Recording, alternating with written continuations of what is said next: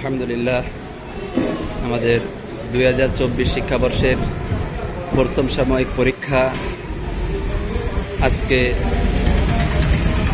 2রা মে সকাল 9 ঘটিকায় শুরু হয়েছে। আশা করি সকলে সুন্দরভাবে পরীক্ষা দেওয়ার জন্য উদ্বুদ্ধ হয়েছে, সকলেই আসছে। ইনশাল্লাহ পরীক্ষাও সকলে সুন্দরভাবে দিচ্ছে। আল্লাহ যেন আমাদের এই মেহনতকে কবুল করেন, ছাত্রছাত্রীদেরকে যেন আল্লাহ তাআলা কবুল করেন, দিনের জন্য কবুল করেন।